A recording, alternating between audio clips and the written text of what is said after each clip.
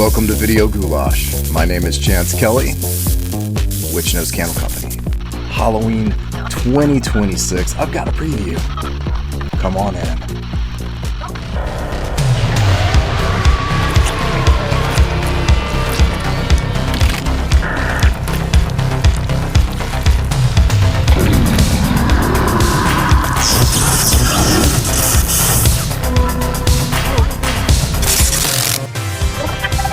First thing I want to do is I want to thank Melissa and Chris for sending these out to me.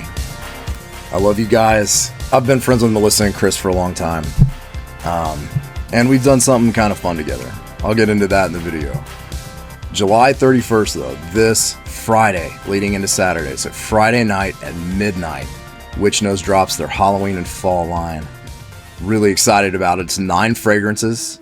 We've got Mischief Knight, Halloween Tree, Cider Donut, Crone Holler, Soul Cakes, Sweets in the Cemetery, Wicker Man, Blueberry Pumpkin, and Spooky Moon, which has a UV blacklight active wax. Yeah, sign me up. So these sound incredible. You can go on their Instagram and you can read the notes and the previews for them. Today I'm going over Crone Holler, Sweets in the Cemetery, Mischief Knight, and Cider Donut. Let's just get into it, man. Let's just get into this right now. Ghosts in the graveyard. 1, 2, 3. Ghosts in the graveyard. Can't catch me. Sweets in the Cemetery. Notes on this are bubblegum, raspberry sugar, marshmallow, autumn leaves, and tombstone moss. All done in a beautiful bubblegum pink wax and a gorgeous purple glass. I wanted to talk about this one first. And I'll say I feel very lucky. I feel very blessed to have the ear of such talented people to even pitch a concept like this. Basically what happened was I was on the phone with Melissa and Chris, and they asked me about how Dead Night Video came to life. Dead Night Video was a fragrance I worked on with Virgil over at South of Sanity, a concept I had, and pitched it to him, and we kind of worked on it, and he did his magic. And they were kind of curious how that came about. So I saw my opening. I grabbed my little book that I write down fragrance concepts and things in, and turned it to Ghosts in the Graveyard. This concept that Jen had a lot to do with. Jen and I kind of brainstormed this weird idea together, and it's based on Ghosts in the Graveyard. It's a tag game, like hide and seek tag game that you play in cemeteries. So I pitched Melissa the ambiance of the idea. Tombstones, old cemetery, cold, chilly, full autumn surrounding, gorgeous leaves, overcast skies, but this is something childlike, something like maybe a candy or gum or something that screams innocence and kids, but has that graveyard backdrop. And I remember her kind of laughing. Like I remember this laugh and this voltage in her laugh that made me think she had a sparkle in her eye, maybe, because she seemed kind of enthused and kind of intrigued by the idea. And she laughed and said, "Yeah, let me work on that. We'll see what happens." Well, ladies and gentlemen, this is what happened. Sweets in the Cemetery. Okay, look, this is a pure magic candle. I really don't know how she pulled this off. So it goes like this. Bubblegum based scent. It's complex and dynamic though. So it's a bubblegum based scent that goes complex and dynamic. It really delivers on the concept. The bubblegum is that hard kind of bubblegum like you used to get in card packs, like Garbage Pail Kids, baseball cards, stuff like that. You've got a perfect bubblegum, throwback nostalgic bubblegum with that light powder that it used to have on it. You can smell that light powder, but then you've got this raspberry sugar note. That the raspberry makes it a little tart, but this isn't raspberry like a realistic berry. This is more raspberry like that blue raspberry snow cone. And then the marshmallow with it fluffs the thing up. You know, it's got the puff and the vanilla, and Yeah, it puffs it up and carries the whole thing, really delivers on a very childlike, fun, exuberant kind of vibe. Then you've got the autumn leaves note it's doing all the work in the middle, and it's a gorgeous autumn leaves note there in the middle for me. And it reminds me kind of Crunchy Leaves or Rustic Leaves by Goose Creek, one of my favorite autumn leaves scents.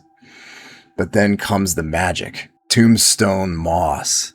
It has that hit of dark, fresh, and the stone note, and that slightly mineral quality. The moss punching it up with damp, cool earth, that root thing, forest floor. So that grounds the fragrance. And it gives it a slightly ominous, haunting kind of territory.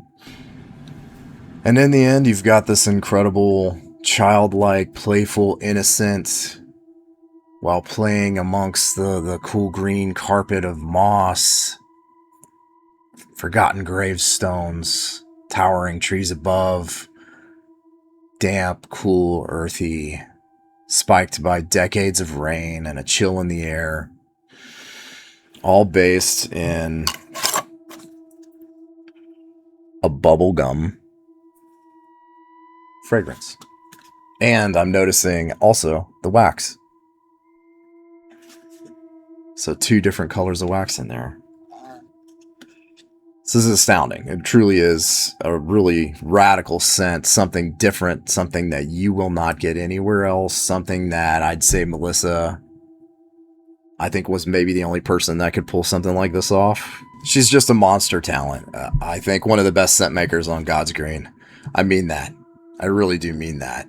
She thinks about things differently, approaches things very differently. The way that she tells stories with her fragrances and how she approaches things, I think, creatively is very different. That's why you can get, this autumn leaves and marshmallow and the raspberry sugar and the tombstone and the moss, the brilliance of putting these things together. I think only she could have pulled something like that off with a blend like this.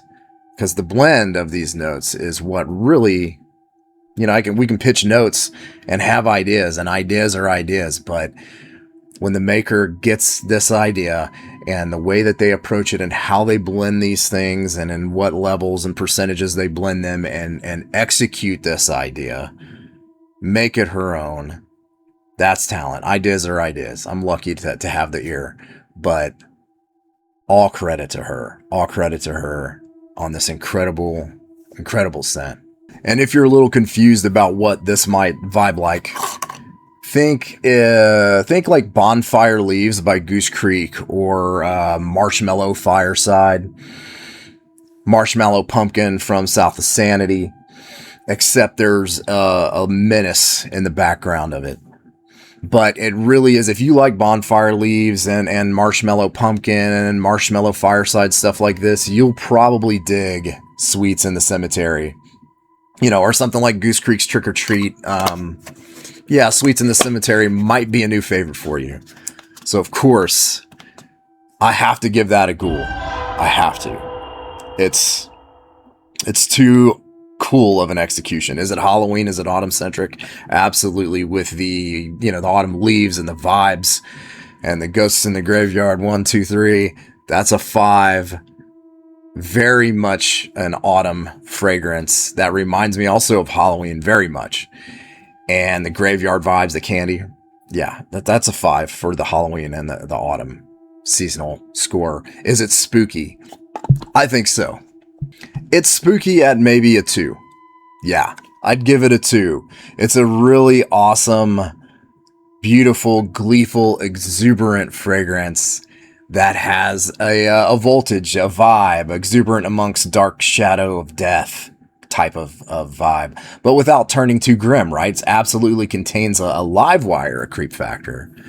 I'd give it a 2 because of the story that it tells. One might even imagine little ghost children playing among their burial plots, which is creepy.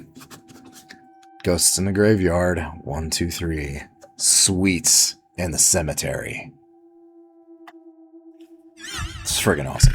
Let's talk about Crone Holler. Really radical art that Melissa does for her candles. You've got a gray, kind of bone gray wax. Earthy, rugged, folk medicinally spicy at times, chilly and unforgiving. That is how the witch describes the holler. That is totally the vibe. The first thing I'm hit with is this deep, dark, spicy wood. It could be some combination of a hardy oak, maybe a dusty cedar, something like that. But it has some soft notes in there, like maybe a sandalwood or a birch. Maybe maple tree trunk. Like the tree, not maple syrup, but maple tree trunk. I don't know. It's probably just sandalwood or something that's playing with the cedar, playing with the heartwood, playing with the oak. And I'm guessing it's a wood mix, but it vibes very rustic. It's an awesome wood mix, by the way. Might be one of my favorite wood mixes I've smelled in a candle. But it's immediately shot through with this creamy white pumpkin note. And that sends it all wood fluffy. White pumpkin is smooth and creamy and has that pumpkin note in it, but also has like a sweet vanilla cream to it. So it goes all wood fluffy shot through. It's still wood out front, but that further softens it along with probably a softer wood like a sandalwood. The crabapple bark is a trigger in this. It's a slightly crabapple, so slightly apple-like, but if the apple had been dried and browned, so that only the depth of the sweet part remains and the tart is diminished. That's a crabapple, but the crabapple bark has this spicy, bitter rock to it, man. It's awesome, spicy, bitter note, the crabapple bark, and it's working so well with the depth of that cardamom, the smoky, sweet clove. Together, it gives the candle almost like a peat note, but not quite as sharp. It reminds me a touch of Bog Witch, this one particular note, if you've experienced Bog Witch by Witch Nose, which is an awesome friggin' candle. That peat note in there, the way that vibe's different and rustic and natural and earthy and kind of sharp but not overly sharp. The crabapple bark was a brilliant piece of work in this. So you end up woody and bark biting, bitter, deep fall spice, herbal, smoky, all sort of smoothed out with that gorgeous creamy white pumpkin, and then bang, wild mushroom. It's not a super strong note, but it's there. It's kind of lingering at the base. Wild mushroom. Wild mushroom is a mild, earthy kind of aroma. That it's something that kind of smells like rich soil that's not too dry, it's not too damp. It's a mid-range sort of earthiness that you don't get from just dirt, but it has sort of the same vibe. And that's just wafting around at the base, doing some work with the other notes. The wild mushroom is such a cool addition to this. You're not going to smell it very strongly. You know it's there because of what it's doing with the rest of the notes in there and giving this candle that earthy quality that brings it into the soil just a little. The result is this rooted, rustic fragrance. And I love this thing, man. This is a rooted, rustic fragrance that brings you into this foreboding stretch of woods for me during the day, as if you're hiking on a beautiful fall day and you've entered this dark holler where the sunlight can't quite reach down in and dissipate the shadows that you're in. There's cold in it. There's an air of menace about it, a voltage of spooky in its campestral charm. If you like outdoor fragrances, by the way, you are going to love Crone Holler. It uses that gourmand note in there too really brilliantly. It gives the outdoor fragrance this witchy Appalachia spell. Yeah, Crone Holler. So, is it Halloween autumn? It has a fall hit without a doubt. I'm going to give it a 3 on the Halloween autumn scale. It transports me to that section of woods, like I'm telling you, that menacing forest, that holler, and it doesn't matter what season it is. Perpetual autumn lingers here just a little, but at the same time, I would I would do this year round, but it does hold a line of energy to the darker season. So 3 on the Halloween scale. Spooky, I would say that's a solid 3 for me. It's got a menace to it, but it doesn't go full on terrifying. It has this pleasant, cozy, woodsy outdoor feel to me. So it has a spike of menace, a voltage of menace to it, but it's also holds warmth and holds chill and holds the evocative, transportative element that brings you into this outdoor space, which is cozy to me and eerie. And some might find it more eerie than others. I find it pleasant and all of its rustic charm. So I give that a 3 on the spook scale. And I also give Crone Holler a ghoul. That gets a ghoul. I adore this candle. I feel like it's going to grow on me as I continue to burn it.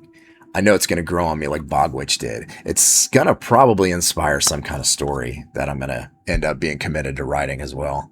I can already tell that. But Crone Holler. Friday midnight. Let's talk about Cider Donut. You think that this might be easy to describe, by the way. You might think this is an easy thing to describe cleanly. It's not. It's not. I can tell you the notes. The notes are fried dough, Macintosh apple, mulling spices, and cider. I bet you think you know what this smells like. I mean, I listed the notes. Everything says, hey, that's a gourmand. Cider donut. Been there, done that. No, you haven't. You haven't. Not like this. What if I told you this was just as much outdoors, evocative, and nostalgic as it is those delicious autumn treats that we love so much during fall? And so when you smell it, like up front, you get gorgeous, gorgeous apple, Macintosh apple, you know, not as sweet as a red, not as tart as a Granny Smith, a perfect Macintosh apple note in its ultimate form. Cider, so perfect Macintosh apple cider. And I mean in a flash of a second behind it, it's sweet, and it's that sugar and dough, that fresh fried dough, but the sugar I get right away, but it's the deep, dark end of it. It's deep and dark and sweet and nectar-like. It's kind of like the sugar when you put it on the outside of a donut or even a funnel cake, and the sugar coagulates underneath. It gets gloopy and caked on gloopy, you know, that texture underneath. So it coagulates into that, and it just has that outside of it, though, that's like kind of right out of the fryer fresh with the powdery outside and the gloopy underneath. You get that perfectly. And what a fried donut this is. I mean, it's to me, it's like somewhere right between a funnel cake and a fresh homemade right out of the fryer donut. You know, it's come right out of the oil, and they've got to stick it on a plate. They got to put 2 or 3 plates under it and some napkins because it's going to soak through. But it's fresh out of there, and it's been hit with that powdery kind of hit of sugar that goes on it. So the cider first, then you get that.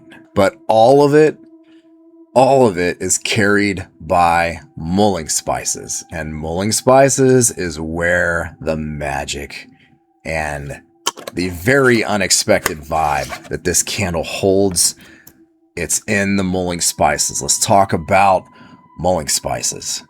Which, by the way, can I say, I love all of the art on the labels. Like every one of these labels I dig. This has that orange wax too, by the way. Anyway, mulling spices. I had to go look this up because I'm sitting here smelling this thing. I'm going, what am I smelling? Cinnamon, allspice, nutmeg, sure. Okay, fine. Cloves, yeah. That's what you expect in mulling spices. And all that's there, giving that authentic spice, you know, in there, laid in so perfectly in the blend. But check this out. Traditionally, mulling spices also contain star anise, peppercorn, cardamom, dried fruits like raisins, and orange peel. And this has every bit of it in there. This is some old traditional mulling spice because it has that pop of pepper way, way, way in the back. It's more of an energy than a note. It's more of an energy than a note. It's got that resinous raisin kind of thing, that gloopy thing, and it's got that bitter but sharp, deep of orange peel. All helper notes, okay? All helper notes. And it's got star anise, that foggy depth of star anise, earthy, authentic, not licorice. If you're worried about licorice, don't worry. You're not going to smell that. This is mulled spices, and it's a spell that the witch has cast on a seemingly simple candle. It's not simple at all. It comes off like being outside in October on one of those peak sunny days, maybe storm clouds and sun in the sky, prime colored leaves all around you, chill in the air. You got your sweater on. Your nose is probably cold. Your ears are probably a little cold. You pull your hat down, and man, you've just taken a bite out of an apple cider donut. Okay, you've taken a bite and you've chewed it up, and you're not even done chewing, but you've hit that cider. You went ahead and hit that hot cider, burned your tongue a little. It's so fresh and hot. That thing, when you put the cider in your mouth and you've got the donut already kind of wafting around, that is the whole transportative experience of the gourmand part of the candle. However, it's got the autumn leaves, the trees, the crisp air. It's because of the mulling spices, those little magic notes, the pepper and the star anise and the raisin. For whatever reason, the way that these rustic raw spices play around in this, it brings you outside. And I don't know if it's just the clove or maybe my mind going there, but I just feel like there's a bonfire burning somewhere near me. And when my fiance Jen smelled this, she said it reminded her a lot of being by a lake and having a bonfire. So that's the type of transportative experience, evocative experience that this has under one of the most beautiful cider donut candles I've ever experienced. Think I'm exaggerating? Don't believe me? Order it and find out for yourself. Friday at midnight. I'll bet it takes you somewhere. I'll bet it takes you somewhere. I'm kind of blown away by this, Melissa. Pretty blown away by it. A bit astounded. That's why she's the witch. So is it Halloween? Is it fall? Yeah, it's 5. It's freaking 5 on there. Spooky? 1. Because it takes you outside, because it gives you the best thing about fall season is that you almost always inherit this voltage of a little dark season spook, mysterious type of mood. I'll give it a 1 on the spooky scale. You may not get that. It's probably just going to be a full-on autumn Halloween transportative seasonal experience for you. Cider donut. It gets a ghoul. It gets a ghoul. How could it not get a ghoul while it's doing all that? While it just tells you it's cider donut. What the hell is going on over there, Melissa? Spells. You're casting spells. I gotta take a freaking coffee break. Just blown away here. It's crazy. I can't imagine what the rest of this thing smells like, the rest of this line. My God.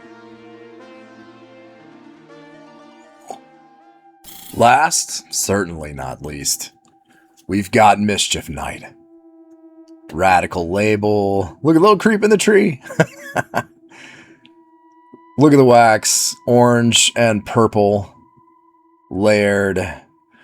Beautiful, beautiful. Orange in there. At the top, and my God, Witch Nose does pumpkin so well, it's insane. It's gorgeous. Gorgeous. Yeah, it's a dad joke, whatever. Notes are smashed pumpkin, dark woods, deadened florals, leaves, menacing cauldron smoke. Authentic pumpkin flesh note, that's what you get out front.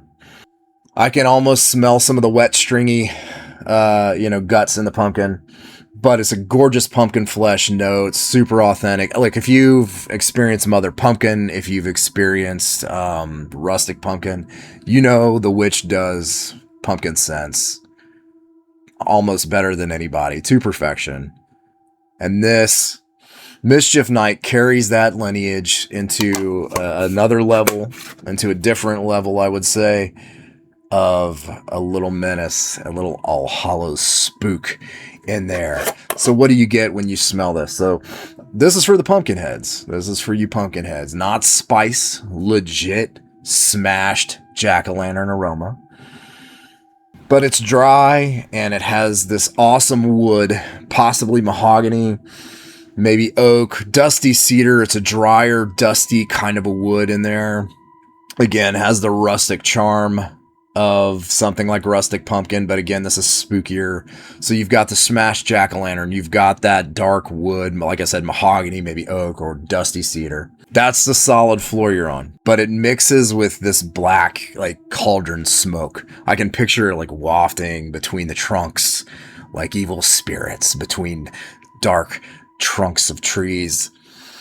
Yeah, and I'd say like the forested part of this, it's cold, nippy autumn. You can see your breath, and your breath's probably mixing with some of that cauldron smoke coming in there. I mean, and to me, this is almost a liminal fragrance between night and day. It's getting dark, it's cold, and there's this little punch of tart, sweet, colorful leaves for the mid. I think it's in the mid. And then the deadened florals note, like long deceased. The deadened florals are light. They're blended in so well, you'd have a struggle picking out a floral note in here. So if you're not a floral fan, don't worry. This is more of an air of the macabre, more of a funereal menace. Maybe like lilies or chrysanthemums. But they're on their way out, like far on their way out. They're not quite so dead that they're dried. They hold just a touch of what they've got left in that dark, not all the way dead, but deadened, right? So it's just a touch, and it's right in there. It's working, spreading with the pumpkin, spreading with the woods. It brings, this and the leaves note. It brings it in sort of like this gloomy night. Again, the floral's barely there, deadened floral, but it is there doing some amazing work. Macabre, funereal back. This though is really a pumpkin fragrance. I think when you smell this right away, you're going to get the pumpkin, the woods, and the cauldron smoke. And the cauldron smoke isn't a super crazy like smoke note that you wouldn't like it if you don't like smoky things. This is sort of like an inky, warm, witchy vibe kind of smoke, like the cauldron smoke, right out of the fire. But it mixes so well with the pumpkin because the pumpkin is the strongest note. The pumpkin and the woods are the strongest notes, so the smoke's blended in there really, really well. It almost behaves, the smoke almost behaves like a warm, dark wood.